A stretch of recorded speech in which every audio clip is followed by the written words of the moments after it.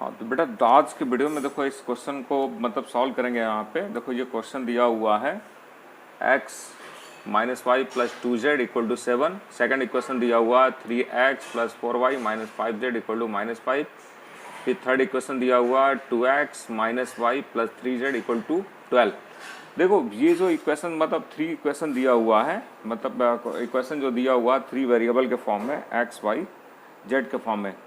तो इस क्वेश्चन में क्या करना है कि x y z का वैल्यू निकालना है।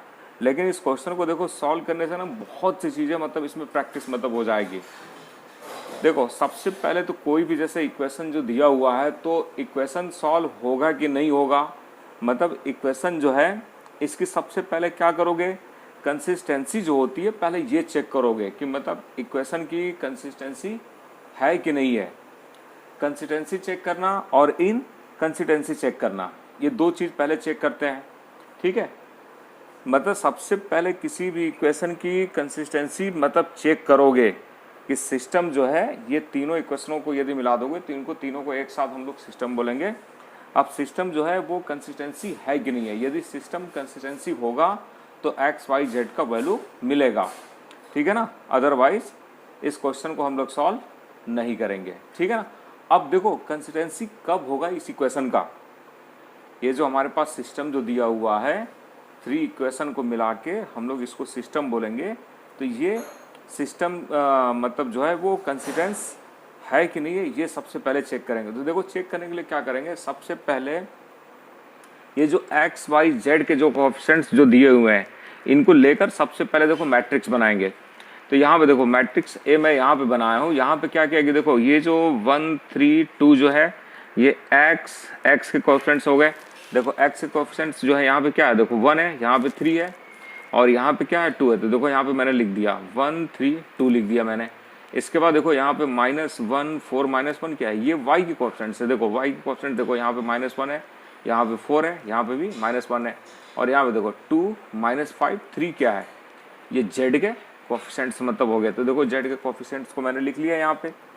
अब देखो ये मैट्रिक्स मैंने बना लिया, मतलब जो वेरिएबल जो दिया हुआ है एक्स वाई जेड इनके कोएफिशिएंट्स को लेकर मैंने क्या किया 3/3 ऑर्डर का 3/3 ऑर्डर का क्या किया मैंने, एक मैट्रिक्स बना लिया। अब देखो मैट्रिक्स बनाने के बाद देखो यहाँ से जो मैं सॉल्व किया ना, इसको सॉल्व करने के पहले देखो इधर मैं सॉल्व किया हूँ। ठीक है ना, यहाँ से स्टार्टिंग नहीं करना है एक्चुअल में। देखो ये मैट्रिक्स ए बनाने के बाद यहाँ देखो सॉल्व करना है, ये साइड में जो सॉल्व किया हूँ इसको देखो इसी मैट्रिक्स को मैं यहाँ पे ये लिया हूँ। इस मैट्रिक्स को सबसे पहले ये चेक करना है कि ये मैट्रिक्स जो है सिंगुलर मैट्रिक्स है कि नॉन सिंगुलर मैट्रिक्स है। ठीक है, अब देखो यहाँ पे आप ये सोचोगे कि मतलब सिंगुलर मैट्रिक्स क्या होता है और नॉन सिंगुलर मैट्रिक्स क्या होता है। तो देखो इसको पता करने के लिए क्या करेंगे हम लोग कि इस मैट्रिक्स के डिटर्मिनेंट्स की वैल्यू को फाइंड करेंगे हम लोग। ये जो मैट्रिक्स जो दिया हुआ इस मैट्रिक्स के डिटर्मिनेंट्स का वैल्यू फाइंड करोगे। तो देखो इस मैट्रिक्स को मैंने लिया और इस मैट्रिक्स को क्या किया हूँ, देखो इसका एक्सपेंशन कर रहा हूँ, एक्सपेंशन अलोंग फर्स्ट कॉलम। ठीक है ना, C1 फर्स्ट कॉलम C1 के रिस्पेक्ट में मैं क्या कर रहा हूँ, इसका एक्सपेंशन कर रहा हूँ और एक्सपेंशन करने के बाद इस डिटर्मिनेंट्स का वैल्यू फाइंड करके देख रहा हूँ कि कितना आ रहा है। ठीक है, तो देखो यहाँ पे क्या किया मैंने, फर्स्ट ये जो कॉलम जो दिया हुआ है फर्स्ट कॉलम के रिस्पेक्ट में इसको सॉल्व कर रहा हूँ। तो देखो फर्स्ट कॉलम के रिस्पेक्ट में जब इसको सॉल्व करोगे तो देखो सबसे पहले देखो जो साइन जो लेते हैं ना बिल्कुल अल्टरनेट लेते हैं। यहाँ पे देखो प्लस माइनस प्लस, ये इस तरह से याद कर लो, शॉर्टकट तरीका है, मतलब प्लस माइनस प्लस, ये अल्टरनेट साइन लेना। तो देखो +1 को मैंने लिखा यहाँ पे और +1 को लिखने के बाद निकालने का तरीका देखो याद है, जिन लोगों को नहीं याद है मैं एक बार और बता देता हूँ कि 1 देखो जिस रो में होगा उस पूरे एलिमेंट को हटा दो। ठीक है ना, ये पूरे एलिमेंट को हटा दो, जिस कॉलम में 1 है उस पूरे एलिमेंट को हटा दो। बचा क्या, 4 -5 -1 3 ये बचा। तो इनका क्या करते हैं, इस तरफ से मल्टीप्लाई करते हैं। देखो 4 का 3 के साथ मल्टीप्लाई करो, देखो ये 12 आ गया और उसके बाद फॉर्मूले में देखो माइनस आता है। ये जैसे मल्टीप्लाई कंप्लीट कर दोगे ना, मल्टीप्लाई मतलब करने के बाद तुरंत फॉर्मूले में माइनस आएगा, माइनस लगा दिए। अब उसके बाद देखो -1 का -5 के साथ करो तो ये क्या आएगा, +5 को मैंने लिख दिया। इसके बाद देखो क्या लिखूंगा मैं यहाँ पे, -3, देखो ये -3 आ गया। साइन मैंने बता दिया, प्लस माइनस प्लस, कहीं से भी स्टार्ट कर दो। यदि फर्स्ट रो के अलॉन्ग में भी यदि मान के चलो स्टार्ट करोगे तो प्लस माइनस प्लस, इसी तरह से मतलब साइन लोगे यहाँ पे। तो मैंने क्या किया देखो, यहाँ पे -3 ले लिया। अब -3 जिस रो में है उस पूरे रो के एलिमेंट को हटा दो, यहाँ पे जिस कॉलम में है पूरे एलिमेंट को हटा दो। तो बचा क्या, देखो बचा क्या, -1 बचा यहाँ पे, -1 यहाँ पे 2 और ये 3 बचा। अब 3 का -1 के साथ मल्टीप्लाई करो, देखो -3 हो गया, फिर फॉर्मूले में आएगा माइनस, ठीक है ना। ये मल्टीप्लाई करने के बाद तुरंत माइनस लगाओ, और माइनस लगाने के बाद क्या करो, ये -1 का 2 के साथ मल्टीप्लाई करो तो -2 आएगा, और -2 क्या कर देगा, इसको +2 कर देगा, ठीक है, ये हो गया। अब इसके बाद आएगा देखो +2 हो गया। अब 2 जिस रो में है एलिमेंट को हटा दो, जिस कॉलम में उस एलिमेंट को भी हटा दो, देखो बचा यहाँ पे -1 4 2 -5 बचा, ठीक है ना। अब इनका मल्टीप्लाई कर दो, -1 का -5 के साथ करोगे तो कितना आ गया, +5 आ जाएगा। फिर फॉर्मूले में आएगा माइनस, और 2 का 4 के साथ मल्टीप्लाई कर दो तो ये 8 आ गया, ठीक है ना। अब इसको जब सॉल्व करोगे तो सॉल्व करने के बाद क्या मिला यहाँ पे, देखो सॉल्व करने के बाद जो वैल्यू जो आया है यहाँ पे, देखो ये 4 आया है। मतलब मैट्रिक्स ए जो दिया हुआ है, मैट्रिक्स ए के डिटर्मिनेंट्स का जो वैल्यू जो आया है 4 आया है। और ये जो 4 जो है क्या है, डज नॉट इक्वल टू 0 है। तो किसी भी डिटर्मिनेंट्स का वैल्यू यदि डज नॉट इक्वल टू 0 आता है तो ऐसे मैट्रिक्स को हम लोग नॉन सिंगुलर मैट्रिक्स बोलते हैं, ठीक है ना। जैसे कोई भी बोलेगा कि मतलब नॉन सिंगुलर मैट्रिक्स क्या होता है, तो बस सिंपल से मतलब बता दो इसमें कि जिस मैट्रिक्स के डिटर्मिनेंट्स का वैल्यू नॉन जीरो आता है वो नॉन सिंगुलर है। और मान के चलो किसी मैट्रिक्स के डिटर्मिनेंट्स का वैल्यू यदि 0 आ जाए तो वो कौन सा मैट्रिक्स है, वो सिंगुलर मैट्रिक्स होता है, ठीक है।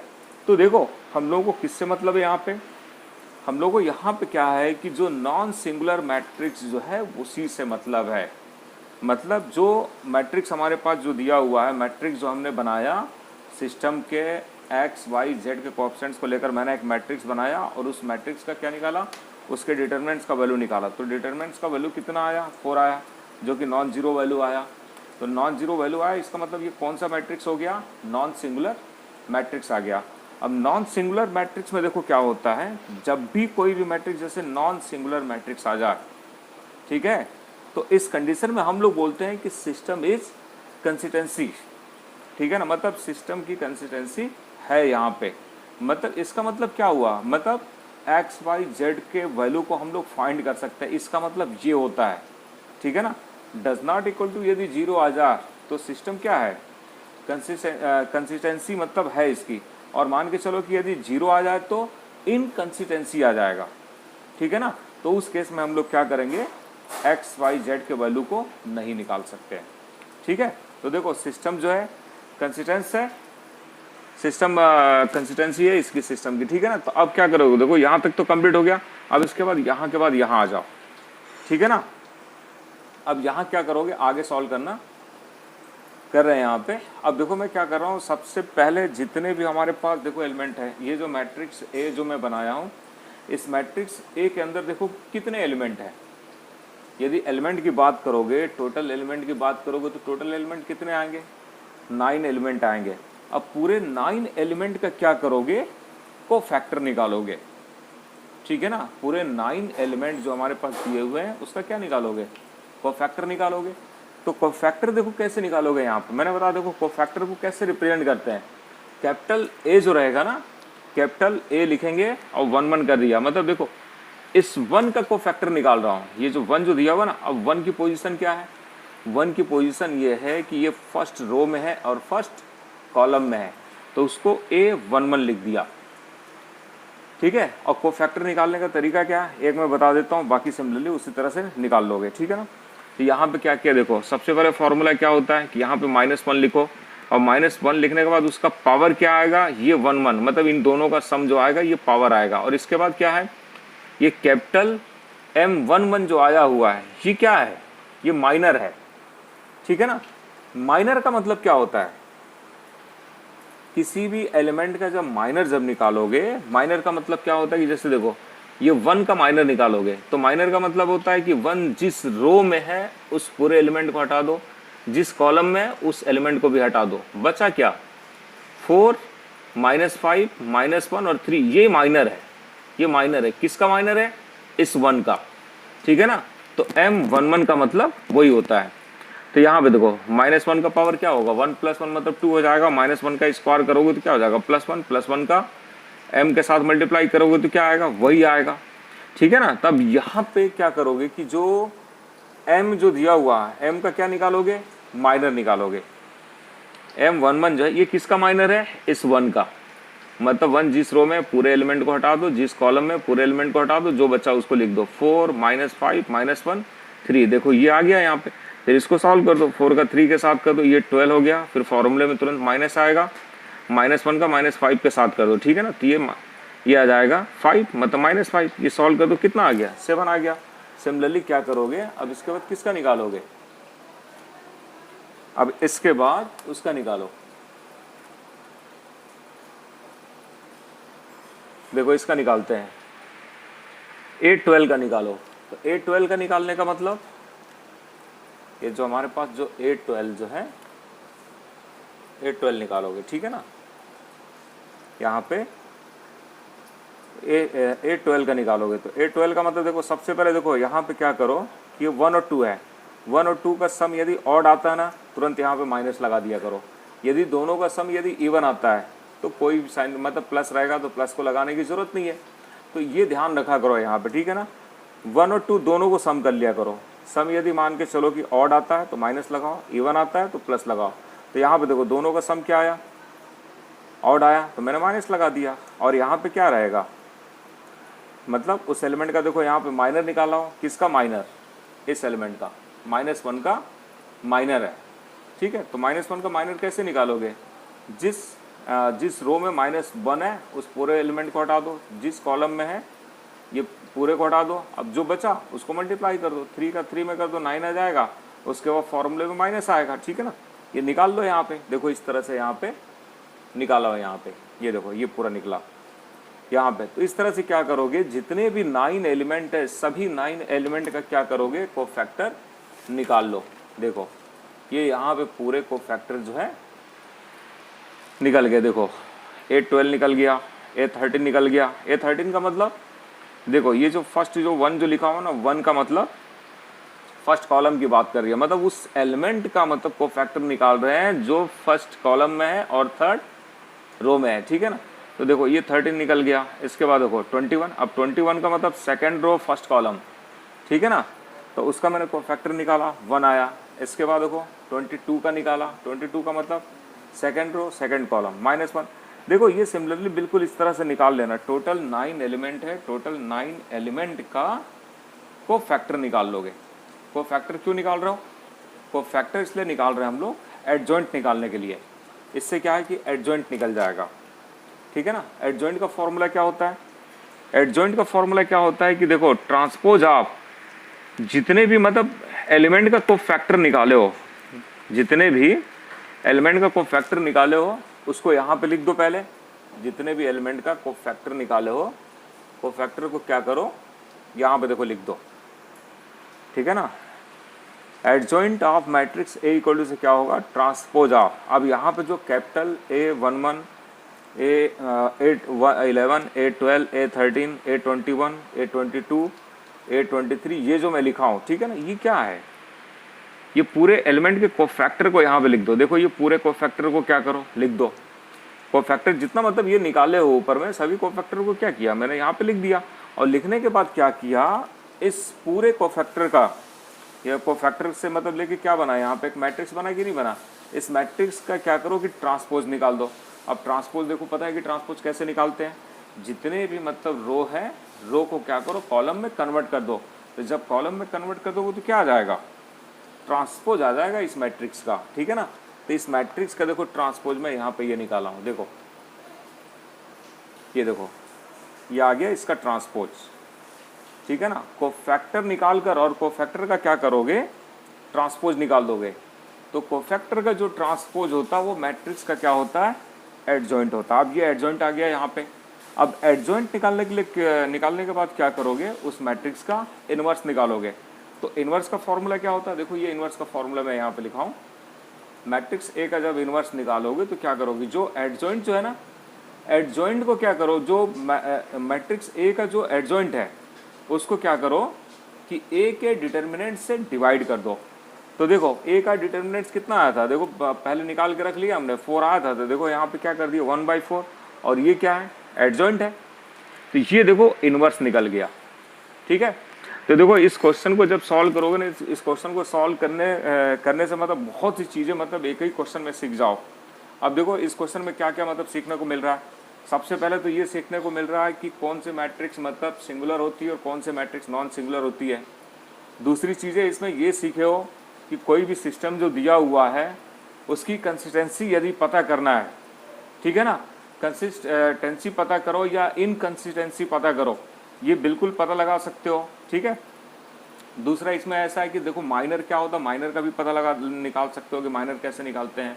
को फैक्टर जो होता है को फैक्टर कैसे निकाल सकते हो। इसके बाद एडजॉइंट कैसे निकालते हैं ये भी पता कर सकते हो। ठीक है ना, और एडजॉइंट निकालने के बाद इनवर्स कैसे निकालना है वो भी देख लो। देखो ये इनवर्स निकाल लिए यहाँ पे। अब इनवर्स निकालने के बाद जो हमारे पास सिस्टम जो दिया हुआ उस सिस्टम का सॉल्यूशन कैसे निकालोगे, मतलब एक्स वाई जेड का वैल्यू कैसे निकालोगे। तो एक्स वाई जेड का देखो वैल्यू निकालने के लिए क्या करोगे, एक फॉर्मूला सबसे पहले लिखोगे यहाँ पे। वो फॉर्मूला क्या है यहाँ पे, देखो फॉर्मूला है एक्स इक्वल टू से ए इनवर्स बी। ठीक है ना, ए इनवर्स बी। अब देखो इसको लिखे कैसे हैं, ए इनवर्स बी। अब इसमें मान के चलो कि इसको रिवर्स नहीं कर सकते हो, मतलब बी को पहले और ए इनवर्स को बाद में नहीं लिख सकते हो, क्योंकि देखो इसका रीज़न है, इसको इस तरह से लिखा गया है कि देखो ये जो ए इनवर्स का जो यहाँ पे जो मैट्रिक्स जो लिखा हूँ इसका मतलब कॉलम देख लो, इसका जो यहाँ पे देखोगे ये कॉलम देखोगे, ठीक है ना, और सेकंड वाले का रो देखोगे, तो ये दोनों क्या होना चाहिए, इक्वल होना चाहिए, क्योंकि ये दोनों के बीच मल्टीप्लाई हो रहा है ना, यहाँ पे दोनों के बीच जो हो रहा है मल्टीप्लाई हो रहा है, इन दोनों के बीच में ए इनवर्स बी, इन दोनों के बीच में क्या हो रहा है, मल्टीप्लाई हो रहा है। तो मल्टीप्लाई होने के लिए मैंने कंडीशन बता दिया था कि फर्स्ट का कॉलम और सेकंड का रो जो है बिल्कुल इक्वल होना चाहिए। तो यहाँ पे इक्वल है, इसलिए क्या करोगे, इनको इसी ऑर्डर में लिखोगे, और इस ऑर्डर में लिखने के बाद मल्टीप्लाई करना मैं बताया हूँ कि मल्टीप्लाई कैसे करोगे। देखो 1/4 को तो बिल्कुल वैसे लिख दिए, ये जो फर्स्ट जो रो है फर्स्ट रो का इसके साथ मल्टीप्लाई कर दो, मतलब इसके एलिमेंट का इसके एलिमेंट से मल्टीप्लाई कर दो। 7 का 7 के साथ कर दो, देखो 49 हो गया। 1 का -5 के साथ कर दो, देखो -5 हो गया। -3 का 12 के साथ कर दो, -36 हो गया। और इनको बिल्कुल एक दूसरे से ऐड कर देना, ठीक है ना। सिमिलरली क्या करोगे, ये जो -19 है 7 के साथ मल्टीप्लाई करो, देखो ये आ गया। फिर -1 का -5 के साथ करो, देखो ये +5 हो गया। 11 का 12 के साथ करो, देखो 132 हो गया, ठीक है ना, ये कंप्लीट हो गया। अब थर्ड रो में जाओगे तो यहाँ पे भी थर्ड रो में आ जाओगे, मतलब -11 का 7 के साथ करो तो -77 हो गया। -1 का -5 के साथ करो, देखो ये आ गया। 7 का 12 के साथ करो, 84 हो गया। फिर इनके बाद क्या करो, इनको सॉल्व कर दो। अब सॉल्व करने के बाद क्या आया, देखो 8 4 12। अब इसके बाद 4 से क्या करोगे, डिवाइड कर दोगे, और 4 से डिवाइड कर दोगे तो क्या आ जाएगा, देखो 4 से डिवाइड करने के बाद ये आ रहा है यहाँ पे, देखो 2 1 3। तो यहाँ पे देखो जो क्वेश्चन जो दिया हुआ था, क्वेश्चन में क्या करना था, एक्स वाई जेड का वैल्यू निकालना था। तो यहाँ पे क्या करोगे, देखो ये भी मैट्रिक्स और ये भी मैट्रिक्स है, दोनों के बीच में क्या दिया हुआ है, इक्वल का साइन दिया हुआ है। तो इक्वल का साइन जब दिया हुआ है इसका मतलब कि इनके जो करस्पॉन्डिंग एलिमेंट होंगे वो क्या होंगे, इक्वल होंगे। तो x इक्वल टू 2 हो जाएगा, y इक्वल टू 1 और z इक्वल टू 3, ठीक है ना। तो इस क्वेश्चन को देखो बिल्कुल अच्छे से प्रैक्टिस कर लेना, क्योंकि इस क्वेश्चन को सॉल्व करने से बहुत से प्रॉब्लम को सॉल्व कर सकते हो, ठीक है ना। एडजॉइंट निकालना सीख जाओगे, इनवर्स निकालना सीख जाओगे, कोफैक्टर निकालना सीख जाओगे, माइनर निकालना सीख जाओगे, कोई भी मैट्रिक्स सिंगुलर है कि नॉन सिंगुलर है ये भी सीख जाओगे, सिस्टम की जो कंसिस्टेंसी जो होती है उसको चेक करना सीख जाओगे, ठीक है ना। तो एक ही क्वेश्चन से मतलब सोचो कि कितने क्वेश्चन मतलब सॉल्व कर लोगे, ठीक है। तो मैं ये बोलूँगा कि इस क्वेश्चन को एक बार ज़रूर मतलब प्रैक्टिस कर लो, एक क्वेश्चन करने से कई क्वेश्चन मतलब इसमें तैयार हो जाएंगे, ठीक है। और एग्जाम में देखो ये क्वेश्चन आएगा तो कम से कम मान के चलो कि 6 नंबर का, 4 नंबर नहीं तो 6 नंबर का तो आना ही है।